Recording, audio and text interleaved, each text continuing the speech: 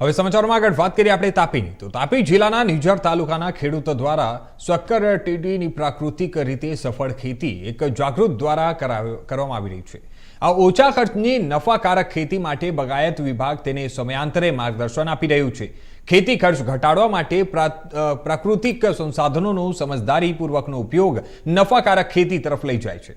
આ સમજદારી નિઝરના એક ખેડૂતે કેળવીને પ્રાકૃતિક રીતે શક્કરટેટીની સફળ ખેતી કરી છે। તેને ડ્રીપ ઇરિગેશન અને માલ્ચિંગની પદ્ધતિનો ખેત કાર્યમાં બખૂબી ઉપયોગ કરી અને ઓછા પાણીએ ખેતી કરી સારો એવો પાક લેવાઈ રહ્યો છે।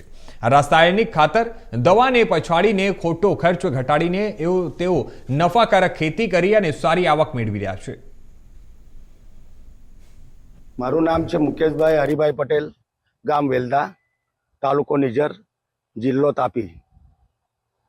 જી, તમે કયા ક્રોપની વાવણી કરી છે અને કઈ પદ્ધતિથી કરવામાં આવી છે? મેં શક્કરટેટીની વાવણી કરી છે સાહેબ, અને ડ્રીપ એરિગેશનથી પાણી ઓછું લાગે એનાથી, અને મલ્ચિંગનો ઉપયોગ કરેલો છે। એટલે મલ્ચિંગ કેવું છે કે પાણી પકડી મૂકે છે, એટલે ડ્રીપ એરિગેશનથી પાણી ટપક પદ્ધતિ ચાલે અને એની લીધે વ્યવસ્થિત થાય। અને 8 વીઘામાં મેં શક્કરટેટી કરેલી છે।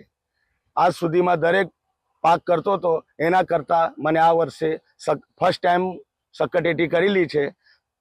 દર વર્ષ કરતાં આ વખતે શક્કરટેટીમાં મને સારું લાગેલું છે અને ઉત્પાદન મળે એવું લાગે છે। ને બીજું કે આ મચ્છર છે, જીવાનો છે, એના માટે આ ટ્રેપ લગાવેલા છે બધા।